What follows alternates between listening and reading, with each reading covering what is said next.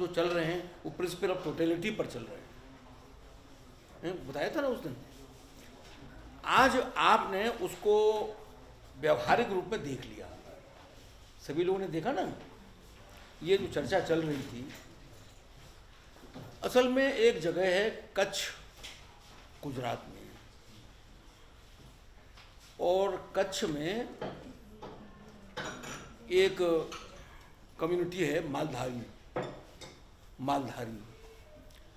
हालांकि इस मालधारी समुदाय में भी, माने ये जो मालधारी जो जो समुदाय है, ये पशुचारण संस्कृति से संबंधित है। मैंने आपको बताया था ना कि शिकारी युग के बाद दूसरी जो स्टेज है वो पशुपालन की है। और ये जो पशुपालन का जो विस्तार है वो पूरे भारतवर्ष में फैला हुआ है। कृषि संस्कृति और उद्योग संस्कृति से पहले वाला स्टेज है, पहली वाली स्टेज है। इसलिए जो आज चमक है, जिस दिन पशुपालन संस्कृति का जमाना था, तो सारे संसार में पशुपालन संस्कृति जो है वो इतनी सशक्त थी, इतनी ताकतवर थी कि जो वन्य संस्कृति और जो शिकारी युग जो था उसे दबा हुआ था। देखिए, जैसे जैसे हम स्टेज पर, सभ्यता के स्टेज पर बढ़ जाते हैं, है ना। अच्छा, लेकिन अब हम आज जो देख रहे हैं कि यूनेस्को को भी चिंता हुई। यूनेस्को कभी कभी यहाँ ऐसे प्रश्न भेज देते हैं कि भाई ये जो संस्कृति है, ये संस्कृति अब डूबने वाली है, उससे पहले इसका डॉक्यूमेंटेशन हो जाना चाहिए। कुछ दिन पहले उस पर आया था जंगम जोगी पर, जंगमों के उस समुदाय को लेकर के यूनेस्को का हुआ है। अब ये जो चल रहा था, ये था मालधारी जो समुदाय है। हालांकि मालधारी समुदाय में बहुत सी छोटी छोटी कास्ट हैं, बहुत छोटी छोटी कास्ट हैं। कोई वो भेड़ चराने से संबंधित है, बकरी या भैंस चराने से संबंधित है, या गाय चराने से संबंधित है।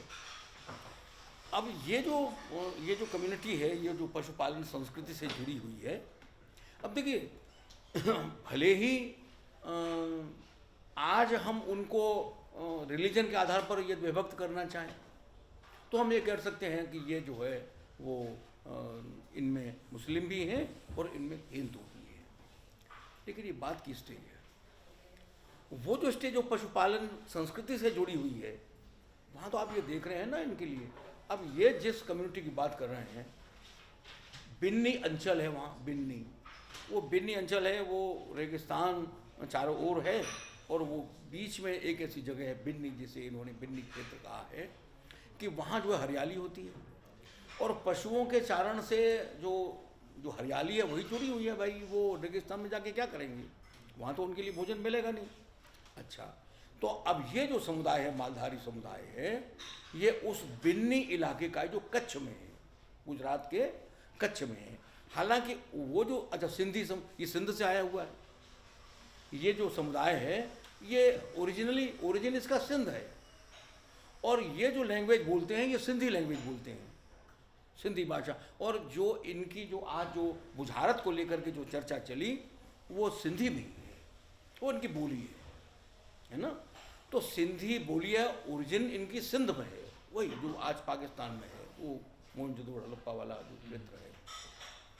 लेकिन पशुचारण संस्कृति के साथ आप जानते हैं, कल भी मैंने या परसों भी मैंने आपको संकेत किया था कि तब मनुष्य जमीन से जुड़ा नहीं था।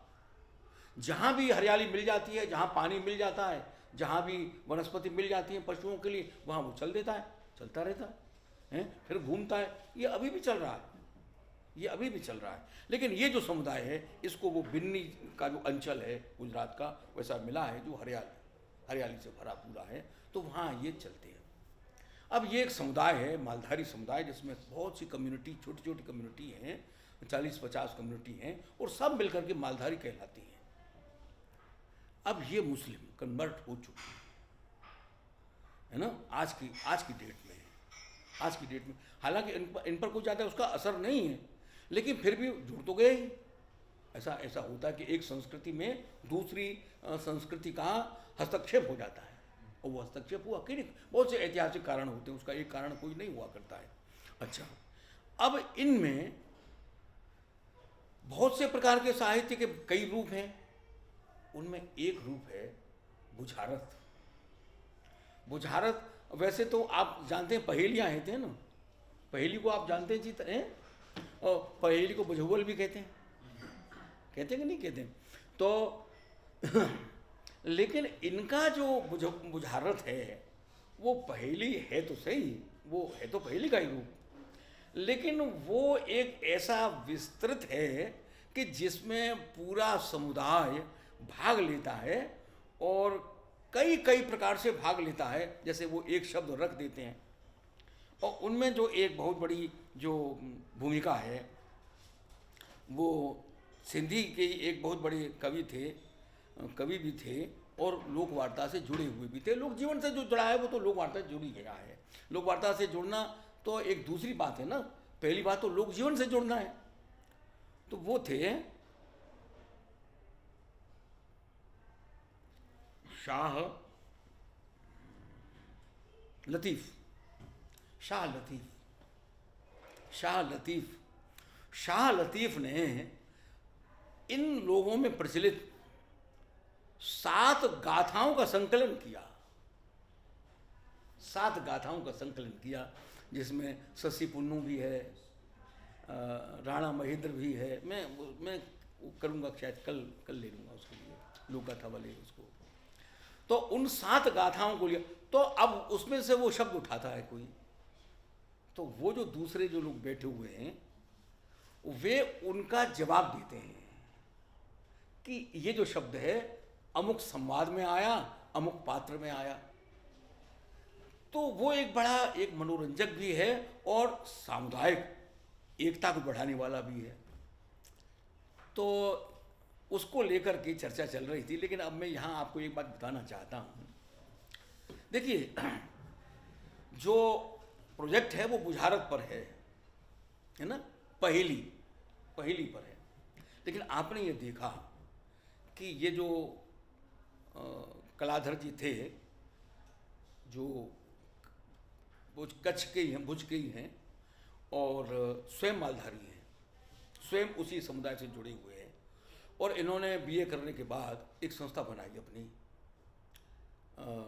मालधारी समुदाय के लिए, सिंधी लोक साहित्य सदन या कुछ ऐसा कुछ उन्होंने मुझे बताया था। सवेरे मेरे इनसे काफ़ी डिस्कशन हुआ था इसी को लेकर के।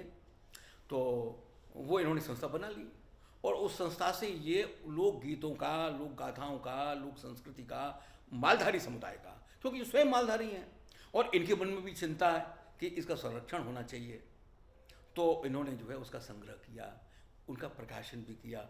इनकी जो एक किताब है वो गुजरात की जो सिंधी साहित्य परिषद है, गुजरात की जो सिंधी लोक साहित्य परिषद है, वहाँ से वो प्रकाशित भी हुई।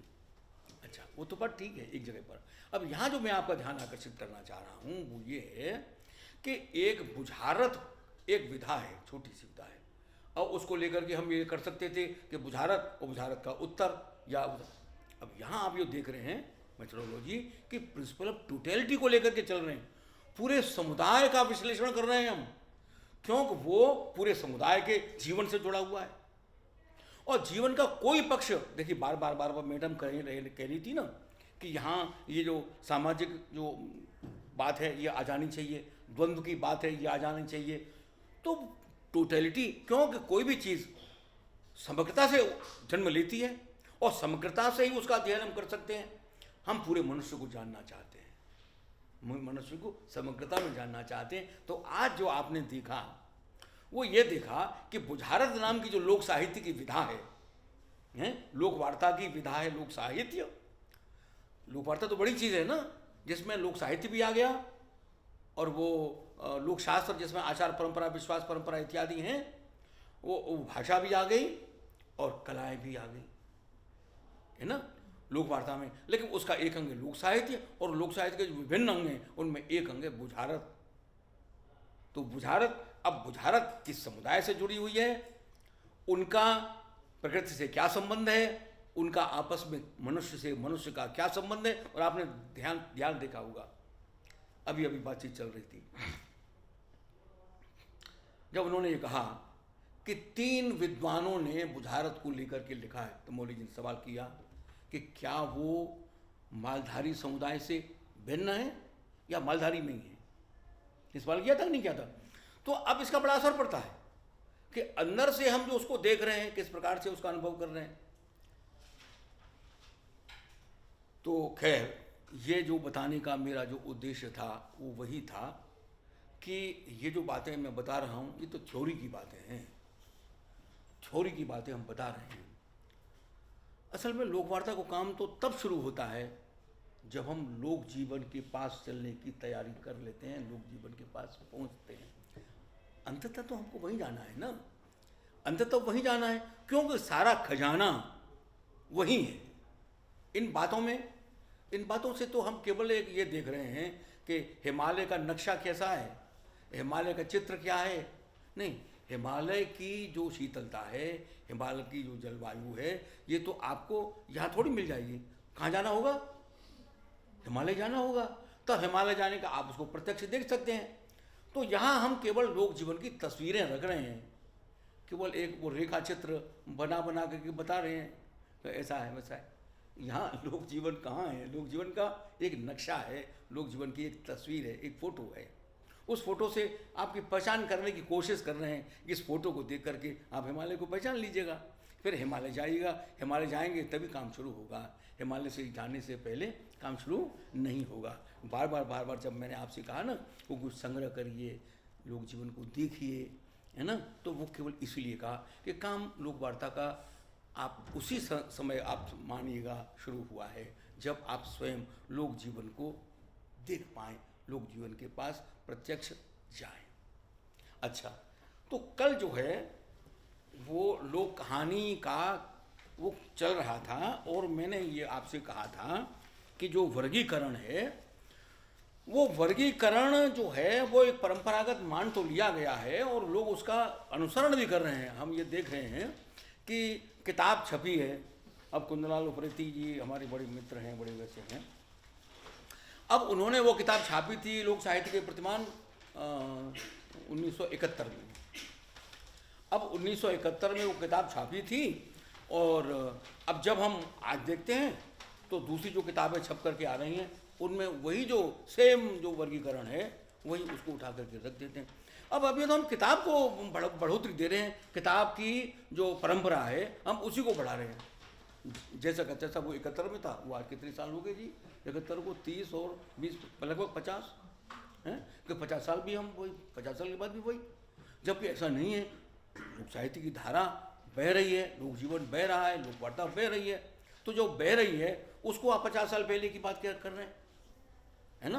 तो फिर मैंने आपसे कल ये बात बताई कि नहीं, पहली बात तो ये है कि हमारा प्रयोजन क्या है, हम लोक जीवन के किस एस्पेक्ट को देखना चाहते हैं। कल इस बेटी ने एक सवाल किया था, इसने कहा कि ये जो करवा चौथ है इसका स्रोत क्या है। अब स्रोत एक मन में प्रश्न उठा तो मैंने कहा इस प्रश्न को जीवित रखिएगा, इस प्रश्न को उत्तेजित करिएगा, इसको सबल बनाइएगा। क्यों? Principle of totality. जब हम इस समग्रता को देखेंगे तो उस समय जब हम समग्रता को देखेंगे तो वो करवा चौथ नहीं रह जाएगी। उस समय सारे समाज की व्यवस्था आएगी, मनुष्य और मनुष्य से संबंध की बात आएगी, मनुष्य और प्रकृति से संबंध की बात आएगी। और जब मनुष्य से मनुष्य का संबंध आएगा तो मनुष्य नर और नारी का भी संबंध आएगा।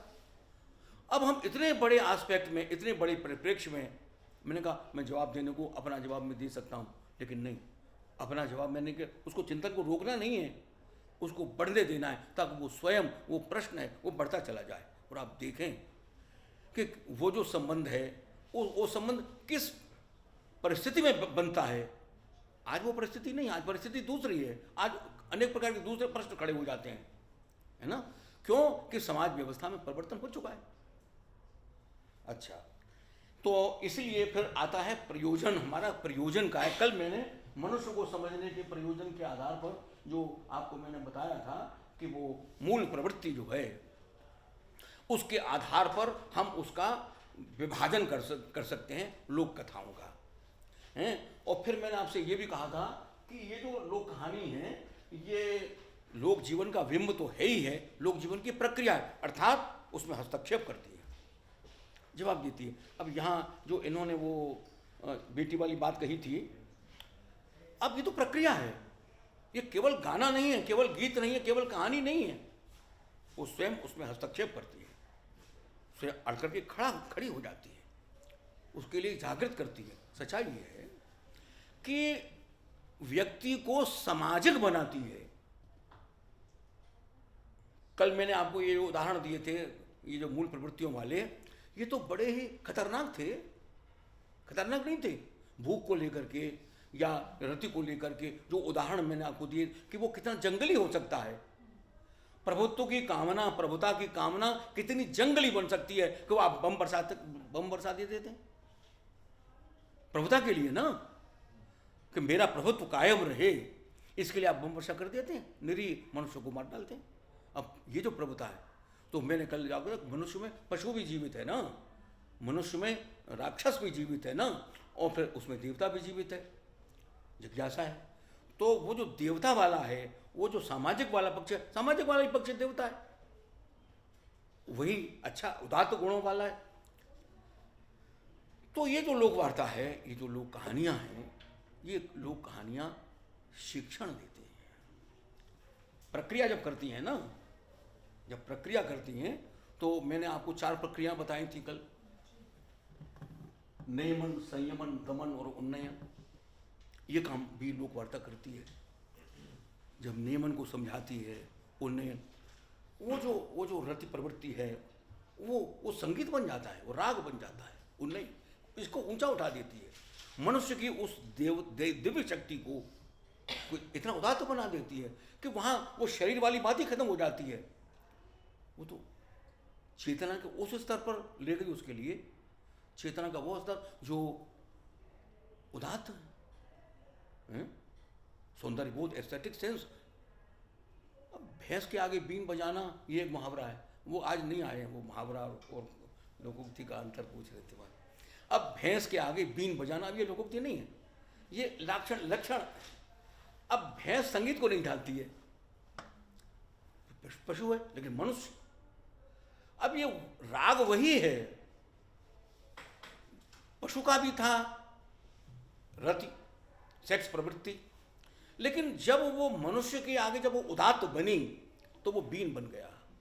बीन बन, भैंस नहीं समझ सकी, लेकिन बीन, वो सौंदर्य बोध, एस्थेटिक सेंस। अच्छा, जितना एस्थेटिक सेंस, जितना सौंदर्य बोध, जितनी सौंदर्य चेतना उस मनुष्य में जागृत होगी, वो मनुष्य उतना ही उदात्त संस्कृति वाला माना जाएगा, क्योंकि वो शरीर की उस आवश्यकता से बहुत आगे बढ़ चुका है, वो मन, चेतना और आत्मा के स्तर तक पहुंच चुका है, आत्मा के स्तर तक पहुंच चुका है।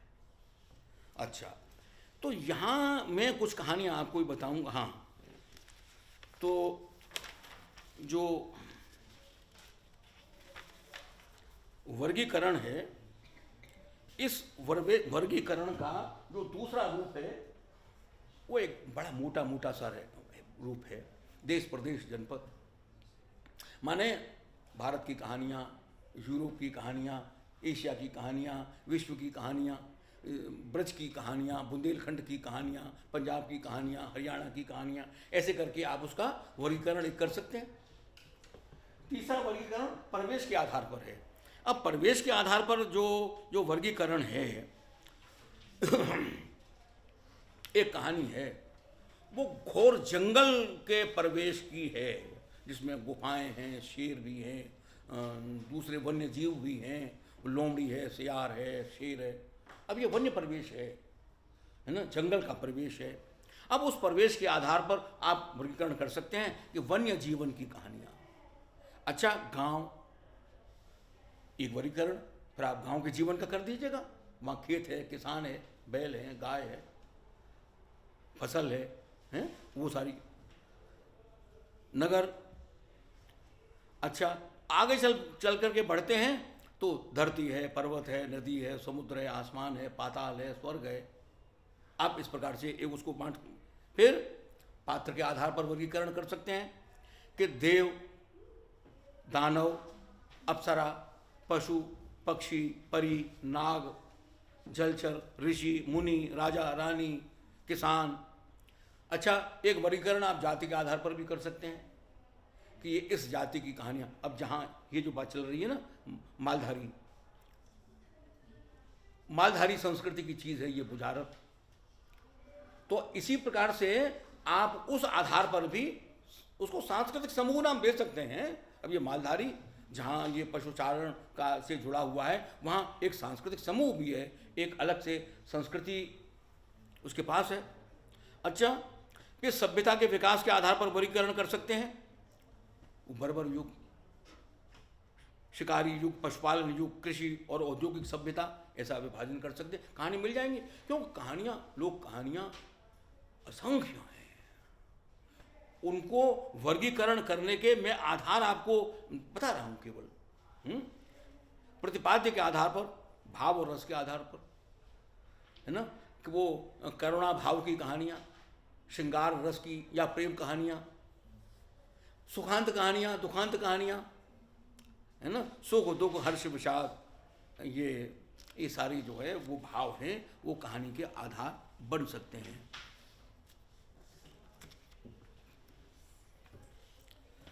अब देखिए, मैं कुछ थोड़ा सा उदाहरण आपके लिए वो दूंगा।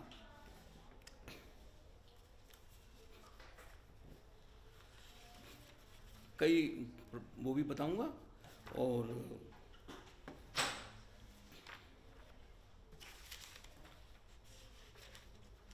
किस प्रकार से जब वो एनिमल से जो मनुष्य बनाता है और व्यक्ति को सामाजिक बनाता है, लोकवार्ता का जो क्रम है, तो वो न्याय भी बतलाता है। न्याय, वो शोषण के विरुद्ध समता का अधिकार भी समझाता है। देखो, ये मत समझना कि समता के अधिकार की बात या न्याय की बात केवल पढ़े लिखे समाज से जुड़ी हुई बात है, नहीं। देखिए, हालांकि ये पूरी कहानी है, लेकिन मैं आपको उस कहानी की कहावत सुना दे रहा हूँ। कहावत सुना रहा हूँ मैं उसकी। बाढ़ लगाई खेत को, बाढ़, खेत पर बाढ़ नहीं लगाई जाती है। बाढ़ लगाई खेत को, खेत की रक्षा के लिए। बाढ़ लगाई खेत को, बाढ़ खेत को खाए। ये कैसा आश्चर्य हुआ कि बाढ़ तो हमने खेत की रक्षा के लिए लगाई थी, बाढ़ खेत को खाए, लेकिन बाढ़ खेत को ही खाने लगी। राजा है चोरी करे, न्याय कौन घर जाए।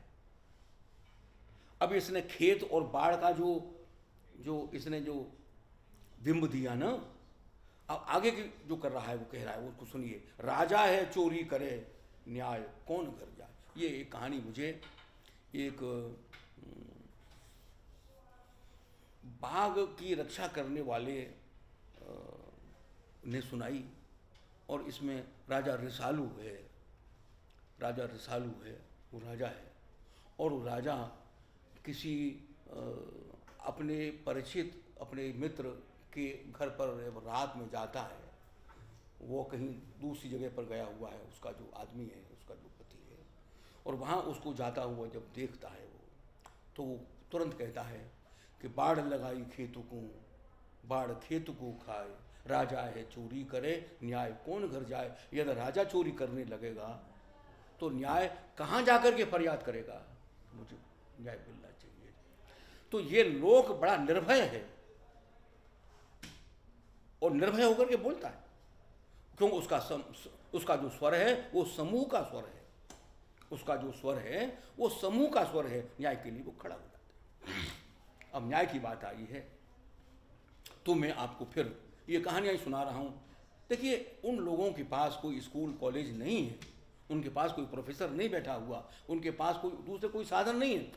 ये लोक कहानियाँ हैं जो उसके मन में न्याय की चेतना जगा रही हैं, उसके मन में समता की चेतना जगा रही हैं, उसके मन में शोषण के विरुद्ध भावना जगा रही हैं।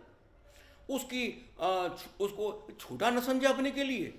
अब ये भी मैं आपको एक एक करके थोड़ी सी उदाहरण दूंगा ये लोक कहानी का। इसीलिए मैंने कल एक कहानी है कि वो पहले ज़माने में दास प्रथा थी, दास प्रथा, गुलाम, है ना।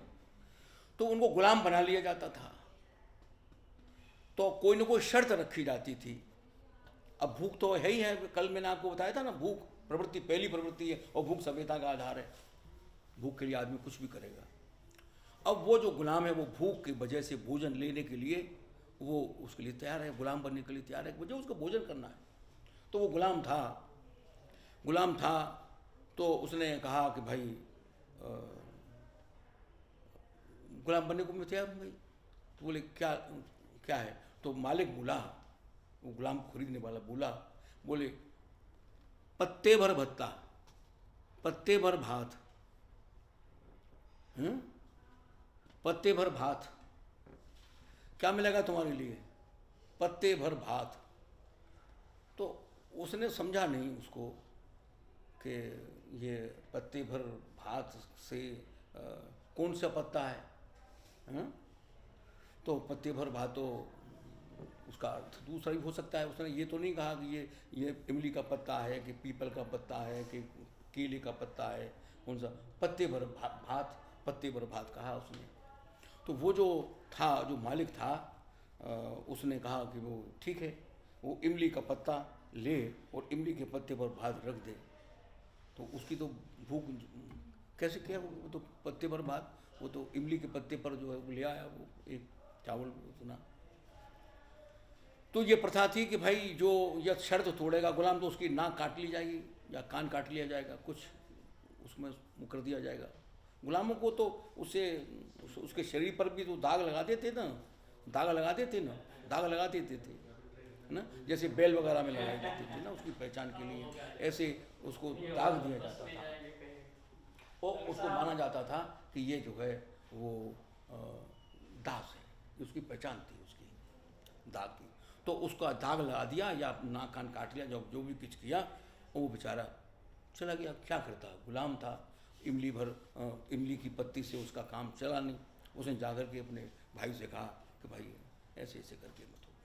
तो उन्होंने अच्छा ठीक है अब हम जाएंगे। और वो चाकर, अब बड़ा भाई आया, उन्होंने कहा गुलाम बना लो। ठीक है। तो उसने कहा पत्ते पर भात, ठीक। लेकिन वो थोड़ा सा सावधान था। उसने कहा मेरी पत्ते पर भात की शर्त हुई है, मैं केला का पत्ता लाऊंगा। उसने केला का पत्ता रखा। अब केला का पत्ता जब उसने रखा तो वो केले के पत्ते पर भात ले ली और उस भात को ले जा करके अपने छोटे भाई या बहन या वो जो भी उसका फैमिली मेम्बर, वो सबको खिलाए। अब वो तो मस्त रहने लगा।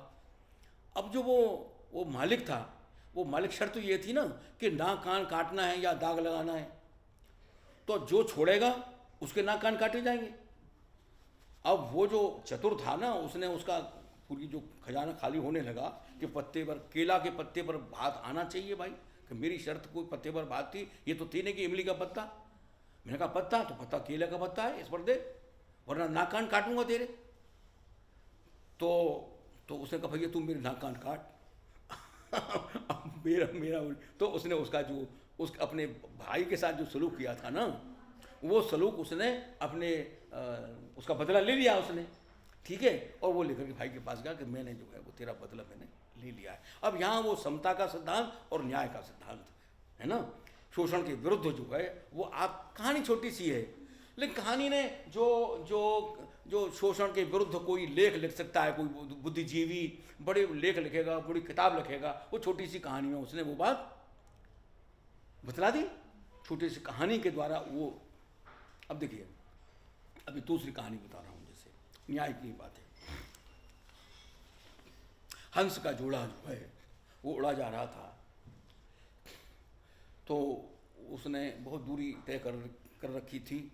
उसने कहा कि आज की जो रात है वो यहाँ हम इस बरगद के नीचे या पीपल के कहीं नीचे कहीं काट कूट लें, ऐसा कर लें। तो उसने वो जो हंस और हंसनी थे वो उस पेड़ पर बैठे। अब उन्हें तो कुछ खबर थी नहीं, तो वो जो पेड़ पर था उसमें पूरा उल्लू का जो समुदाय था वो सारा का सारा जो है वो बैठा हुआ था। वो उसको देख रहे थे हंसी, वो देखते रहे, समझते रहे। अब सवेरा हुआ, जब सवेरा हुआ, अच्छा देखिए यहाँ एक बात मैं आपको बतला दूँ कि एक कहावत है, एक शकुन या विश्वास है कि उल्लू जो है वो जिस जगह पर बैठता है ना, वो उस जगह का विध्वंस कर देता है। वो एक बल्कि वो शेर भी है ना, हर साख पे उल्लू बैठा है, अंजामे गुलिस्तां क्या होगा, कि जिस गुलिस्तां पर वो एक उल्लू बैठ जाए, वो जो उपवन या वाटिका या महल या वो जो है ना वो उजड़ जाएगा, है ना, वो गांव उजड़ जाएगा। ये एक कहावत है, ये शकुन अपशकुन की बात जो है, लोगों भी लोग विश्वास है, ये भी लोग विश्वास है। अच्छा, तो वो जब वो हंस जो है वो जब उड़ने लगा ना, तो उसके साथ हंसी ने जब उड़ने लगी तो उसने उल्लू ने कहा, ऐ ये इसको लेके नहीं जा सकता है। तो वहाँ तो सारे उल्लू तो बजाते थे, उल्लू थे वहाँ, वो तो अकेले थे। और उसने कहा तू जा सकता है, ये तो उल्लू की सरदार नहीं है, ये जो हमारा उल्लू सरदार है उसकी सरदार नहीं है ये, तो उसको लेके कहाँ जा रहा है। तो उसने कहा अरे भाई ये हंसी नहीं है। तो कहना ना गलत बात, ये उल्लू की सरदार है। तो उसने कहा कि भाई ये तो बात बड़ी गलत है, तुम पंचायत कर लो। अच्छा भाई ऐसा है कि इस गांव में जो है वो पंचों को बुलाओ। तो वो जो उल्लू जो था वो पंचों के पास गया। उन्होंने कहा भाई देखो पंचायत करो, इस बात की पंचायत कि भाई देखो सच बात तो है वो हंसनी है, लेकिन देखो यार तुम मेरे पक्ष में मुकदमा तय करोगे ना, तो एक बहुत खूबसूरत जो पक्षी है वो तुमको देखने के लिए मिल जाएगा गांव में। तो हम सारे के सारे कूजट हैं, और तुम कहते हो कि अपशकुन हो गया, ऐसा हो गया, वैसा हो गया। अब तुम्हारे लिए एक हंसनी देखने को मिलेगी, खूबसूरत पक्षी देखने को मिलेगा, तो तुम्हारा फायदा हुआ कि नहीं हुआ। तो पंचों ने कहा भाई बात तो ठीक है। तो वो पंचायत बैठी तो पंचों ने कहा, वो समझ गए थे भाई ये काम, वो नतीजा करना, निर्णय हमें फैसला ये करना, जजमेंट ये देना। उन्होंने जजमेंट दे दिया। वो उल्लू आया बेचारा, उल्लू के सामने, भाई देख ये जो हंसिनी है ये तो उल्लू सरदार जो पंच है इनका, उस उल्लू सरदार की पत्नी है ये, तो इसमें तेरा कुछ नहीं है, तेरा क्या है। तो उसने कहा भाई अब तो मैं हार चुका, क्यों कि मैंने तो मान लिया था कि जो पंच कहेंगे वो शर्मा थे, लेकिन पंचों ने फैसला कर दिया। अब देखो वो जो उल्लू था, अब उल्लू जो है वो पंचायत बैठी हुई है, हैं? अब हंस बेचारा उड़ने को हुआ। हंस बेचारा जब उड़ने को हुआ तो वो जो उल्लू जो था वो आया, भाई हंस बैठ जा तू, अभी उड़े मत, तू हमारा फैसला कर दे। हंस से कहा उल्लू ने कि तू हमारा फैसला कर दे। वो बेचारा निराशा ही हो रहा था ये मेरे सामने मुकदमा कर रहा है। तो उन्होंने कहा देख भाई ये बता कि ये गांव उजड़ रहा है, इस गांव के आदमी गांव को छोड़ के जा रहे हैं, और ये जो पंच हैं ये पंच यूँ कहते हैं कि ये गांव उल्लुओं के वजह से उजड़ रहा है। ये इन्होंने जो कहावत बना रखी है कि ये जो गांव उजड़ रहा है ये उल्लुओं के वजह से उजड़ रहा है।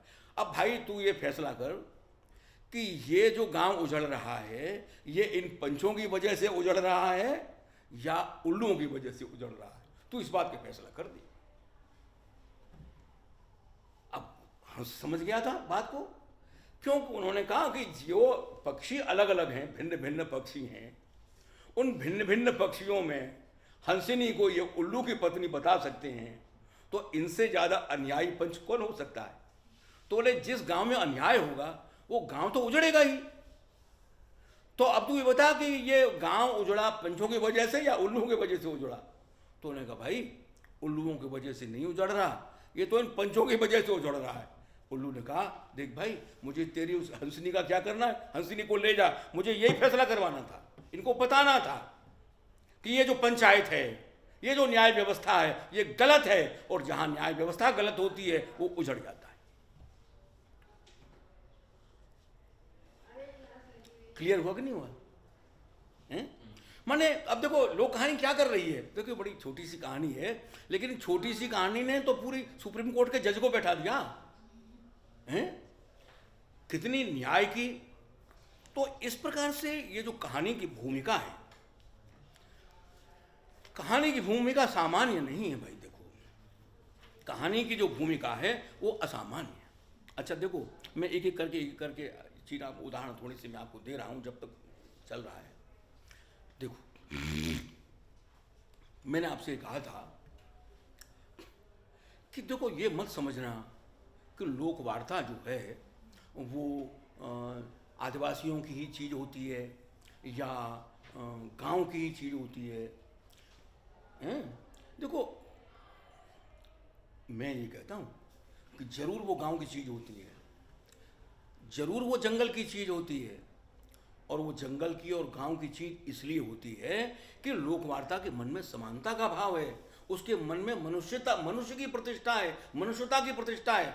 अब वो बतलाती है कि अरे भाई नगर वाले आदमी, तू अपने को ये न समझना कि मनुष्य तू ही है, या तू जो है वो 12 आना मनुष्य है और ये जो गांव का और जंगल का है ये 4 आना मनुष्य है, हैं? तू वो ये 100 ग्राम है और तू 1 किलो है। ना ना ना ना, मनुष्य तो जितना तू है उतना ही ये है। तो इसलिए लोक वार्ता अंतर नहीं करती है कि वो जंगल का आदमी है या वो आदिवासी है या वो गांव का आदमी है या वो इस बिरादरी का है या उस बिरादरी का है या वो इस मजहब का है या उस मजहब से नहीं, उसको लोक है ही वो। इसलिए उसके मन में जो मनुष्य की प्रतिष्ठा है उसने मान लिया कि मनुष्य जो है वो कल की बात मैंने आपसे कहा था ना कि मनुष्य सर्वश्रेष्ठ है। जब मनुष्य की कीमत उसने जान ली तो उसने कहा ये जो छोटे से भेद हैं ये तो जो है वो अवान्तर हैं, इनका कोई महत्व नहीं है। यदि हम इनका महत्व मान लेंगे तो मनुष्य का महत्व कम हो जाएगा। यदि हमने पैसे के कारण किसी मनुष्य की महिमा को माना, इसका मतलब क्या हुआ? पैसे के कारण। तो पैसा बड़ा हुआ कि आदमी बड़ा हुआ? यदि हमने सत्ता के कारण मनुष्य को बड़ा माना तो हमने सत्ता को बड़ा मान लिया, हमने कुर्सी के कारण मनुष्य को बड़ा माना तो कुर्सी को बड़ा मान लिया, है ना। फिर हमने मनुष्य को बड़ा नहीं माना, हमने जाति के कारण से मनुष्य को बड़ा माना तो जाति को बड़ा मान लिया। आप समझ रहे हैं ना बात? तो इसीलिए जो लोक वार्ता है वो इसको अस्वीकृत करती है, जाति को भी अस्वीकृत, मजहब को भी अस्वीकृत, ये क्या है, और दूसरी जो चीजें वर्ग को भी अस्वीकृत कि नहीं, मनुष्य की प्रतिष्ठा है। जो जंगली है तो है, लेकिन लोक वार्ता उतना ही महत्व है उसका। तो इसलिए where is folk there is folklore, जहां लोक है वहां लोक वार्ता। अब लोक नगर में भी रहता, तो इसलिए अब यहां मैं आपके सामने 2-3 उदाहरण रखूंगा अर्बन फोकलोर की, तो ताकि जो है वो हम समझ सकें कि हम शहर में रह करके भी हम उसका संकलन कर सकते हैं लोक वार्ता का। अब ये कहानी ये कहानी का कोई वो नहीं है, ये तो मैंने कहानी का शीर्षक खुद ही दे दिया है ना, क्योंकि वहाँ कोई कहानी वैसे गाँवों में तो उसका वो जो क्लासिफिकेशन बन चुका है, यहाँ नहीं बना। अच्छा, मैंने इसका कहानी का नाम दे दिया यस सर, शीर्षक दे दिया यस सर, बस एक बनावटी है, कोई वैसा नहीं कोई। अच्छा, वो आदमी बुद्धिमान था, उसने नौकरी करी किसी जगह पर, है ना, बुद्धिमान आदमी था, नौकरी करी। तो भाई नौकरी करने वाले के लिए तो एक कहावत है, देखो नौकरी क्यों करी, गज परी यूं करी। माने नौकरी किस लिए करता है? अरे तुम्हारी गर्ज पड़ी। देखो नौकरी के लिए चाकर है तो ना चाकर, ना नाच है तो ना चाकर। यह चाकर है, हुक्म कर रहा है, नाच तो नाच, यहां जा वहां जा, ये कर वो कर। चाकर है तो ना चाकर, नाचा कर, और ना नाच है तो नाचा कर। या तू नाचने को इनकार करता है तो फिर तेरी सर्विस गई, फिर तू सर्विस में नहीं रह सकेगा। तो चाकरी गर्ज पड़ी इसलिए करी। अब उसने आदमी बुद्धिमान था। मालिक कहता था कि भाई काम इस प्रकार से कर दो ये, तो मालिक सो मालिक, मालिक जो है वो अपनी गलती क्यों माने भाई? मालिक अपनी गलती क्यों माने? मालिक तो मालिक होता है। होता है कि नहीं होता है? यहाँ मैं एक कहानी याद आ गई तो आपको सुना रहा हूँ, फिर इसको पूरा करूँगा। कि वो महाराज जी जो थे, वो महाराज जी के मन में आई कि आज दाल बाटी खाएंगे हम। दाल बाटी जानते हैं ना? अच्छा, दाल बाटी खाएंगे। वो दाल बाटी जो है वो जो गोबर के जो कंडे होते हैं ना, उन पर वो सेकी जाती है ऐसे करके। तो वो जो जहाँ रह रहे थे वो ऊपर का मंजिल थी, और नीचे जो छत थी वो खपरेल की थी, माने बांस और वो जो मिट्टी का बनाया हुआ जो खपरेल होता है उसकी वो झोपड़ी में जैसे लगा करती है ना, वैसी थी खपरेल। तो उसने कहा कि भाई लगाओ यहीं, वो जो अंगार हैं वो अंगार यहाँ लगाओ। तो वो बोला, जो नौकर था, उसने कहा महाराज जी मैं नीचे जा रहा हूँ, वहाँ जो है ज़मीन पर लगाऊंगा, और ये तो यहाँ लगाऊंगा तो ये जल जाएगी, ये जो छत है खपरेल की है, फूंस में आग लग जाएगी। बोले मैं कह रहा हूँ यहाँ लगाओ। हम बेवकूफ़ हैं? हमने कह दिया हम बेवकूफ़, हमको बेवकूफ़ समझता है? तो नौकर ने कहा कि भाई हमारा मालिक कह रहा है भाई। तो उसने वो जो है वो वहाँ लगा दी वो। अब जो थोड़ी देर हुई थी कि वो उसका जो ताप था वो फूंस में लग गया, और फूंस जो है वो धीरे धीरे सुलगने लगा। जब सुलगने लगा तो वहाँ खपरेल की छत में आग लग गई। तो उसने कहा ए बड़ा बेवकूफ़ आदमी है, तेने यहाँ आग क्यों लगाई? तो उसने कहा महाराज जी तो आप नहीं गई थी, मैंने तो आपसे मना किया था, आपने हुक्म किया था महाराज, आपके हुक्म का मैं कैसे करता? तो उनका बे तू समझता नहीं है, बाटी तुझे सुलगानी है या मुझे करना है? ये काम तेरा है, तुझे करना था, तू अपने गल से करता। ते मेरी बात क्यों मानी? मेरे कहने से क्या, काम तो तुझे करना है, तेरी जिम्मेदारी है, ये सारा नुकसान तेरी वजह से हुआ है। आप समझ रहे हैं ना? मालिक सो मालिक, चित भी उसी की है और पट भी उसी की है। तो वो जो मालिक था वो उसे कहता था है ऐसे नहीं, ऐसे होगा। तो वो बुद्धिमान तो था, सलाह देता था। मालिक कहता अबे तेरा दिमाग खराब है, तेरा दिमाग खराब है। तो वो दिन में 2-4 बार उसको कहे तेरा दिमाग खराब है। तो बहुत दिन हो गए उसको, 15-20 दिन 25 दिन हो गए होंगे। तो उसके मन में एक दिन एक अकेले में बैठा हुआ था, तो उसने कहा कि शायद मेरा दिमाग ही खराब हो। तो अब देखिए कहानी है, इसका अब यूँ मत पूछिए, कहानी तो कहानी अपनी बात कहती है, उसको पूरा करिएगा। तो उसने कहा कि भाई हम अपना दिमाग खराब है, इसको ठीक कराएं। तो बाजार में निकला तो उसमें एक दुकान थी, दिमाग की मिस्त्री की दुकान, दिमाग का मिस्त्री। तो उसने कहा भाई ठीक है भाई, बोल के हमारा ये जो मरम्मत इसकी दिमाग की कर दे भाई। तो उसने कहा भाई आज तो मुझे बहुत दिमाग ठीक करने हैं, आज तो मुझे फुर्सत नहीं है, तू अपने दिमाग को यहाँ रख जा और मैं तुझे बता दूंगा जब 15-20 दिन में जो ठीक, जब तेरी दिमाग का नंबर आवेगा मैं ठीक करके मैं पुर्जे उसके ठीक कस करके पीस वगैरह फिर तुझे बता दूंगा। तो वो चला गया बेचारा। अब चला गया तो उसका दिमाग तो वही रह गया था ना मिस्त्री के पास। तो अब मालिक कहता ऐसा करो, वैसा कर देता, क्योंकि दिमाग तो था ही नहीं हैं। तो अब उसका काम बड़ा ठीक चलने लगा। अब कोई झंझट और वो दिमाग खराब करने की कोई बात कहता भी नहीं था, क्यों? उसने कहा ऐसा कर दो, उसने कहा ठीक है ऐसा कर दो, कोई बात नहीं। अब वो जो दिमाग वाला मिस्त्री था उसने खबर भिजवाई कि तेरा दिमाग हमने ठीक कर दिया, अपने दिमाग को ले जा। तो उसने कहा अब हमें उस दिमाग की जरूरत नहीं है, उस दिमाग को तू अपने पास ही रख ले, हमारा काम बिना दिमाग के ठीक चल रहा है। अब ये जो व्यंग है, ये जो लोग ने जो व्यंग कटाक्ष जो किया है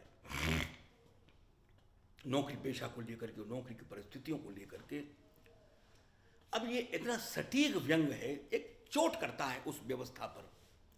जिस व्यवस्था में एक बुद्धिमान है वो नीचे है और दूसरा ऊपर है, उससे दिमाग खराब करता है।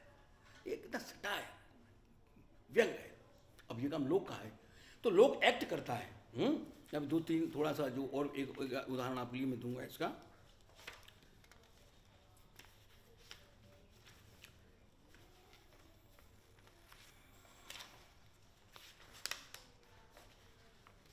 अच्छा, यहाँ तो ये थोड़ी से अच्छे से नहीं है, लेकिन मैंने आपसे ये कहा था ना कि ये जो लोग है ना, ये बड़ा अनगढ़ होता है। अनगढ़ है माने पॉलिश्ड नहीं है ना, अनगढ़ है। जैसे वो गंगा में वो लोढ़े से लुढ़कते लुढ़कते जो आ जाते हैं ना हरिद्वार में, वहाँ से लुढ़कते लुढ़कते, और वो अनगढ़ है। कोई छोटा है, कोई मोटा है, कोई बड़ा है, कोई पतला है, कोई ऐसा है, कोई वैसा है। तो लोग की जो कहान है, जो उसकी कहानी है, वो अपने आप इसी प्रकार से बन जाती है। अब वो अनगढ़ है तो अनगढ़ है, वो तिकोनी है तो तिकोनी है, कि तो वो चुभ रही है तो चुभ रही है ना। तो अब ये आपको भी शायद भले ही चुभे, लेकिन बात है सो बात है। अब एक ही और करके फिर दूसरे उसमें ले जाऊंगा। ये भी फोकलोर, अर्बन फोकलोर है। गाड़ी बस चल रही थी, स्पीड पर बस चल रही थी, और वो एक गाड़ी पीछे से आई और बार बार उस बस के आगे हो जाती थी।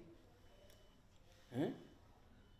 बस के आगे वो गाड़ी हो जाती थी। अर्बन फोकलोर है, शहर का किस्सा है, अर्बन की कहानी है। बार बार हो जाती थी। उसको कंडक्टर ने बार बार देखा कि ये जो बस है, ये जो गाड़ी है, ये बस के पीछे चल रही है और कभी कभी बस के आगे हो जाती है। और ये मैं काफ़ी देर से देख रहा हूँ, इसको काफ़ी समय हो गया। तो कंडक्टर के मन में एक शक हुआ कि ये गाड़ी पीछे क्यों चल रही है और क्यों बार बार आगे आ जाती है। ड्राइवर ने भी और कंडक्टर ने दोनों ने सलाह की कि भाई ये जो गाड़ी है किसी सवारी का पीछा कर रही है, किसी सवारी का पीछा कर रही है ये। तो उन्होंने कहा भाई देखो, अपने लोगों को बता दिया कि यहाँ जो है कोई खतरा होने वाला है, और किसी सवारी के पीछे ये गाड़ी चल रही है, और वो सवारी कोई ऐसी है जिसके पास कोई दौलत है, कुछ पैसा है, कुछ बात है, कोई चीज़ है। तो वो जो आदमी जो बिल्कुल आगे की सीट पर बैठा हुआ था, उसके पास रुपया था और वो समझ गया कि ये पीछा करने वाला जो आदमी है ये मेरा ही पीछा कर रहा है। तो उसने ड्राइवर से कहा, डर गया वो बेचारा। उसने कहा देखो, रास्ते में कहीं आपको थाना मिल जाए, कोई कोतवाली पुलिस का स्टेशन मिल जाए, आप मुझे वहाँ उतार देना, वहाँ मुझे आप उतार देना। तो वहाँ थाना आ गया। थाना आ गया तो वहाँ उसने उसको उतार दिया।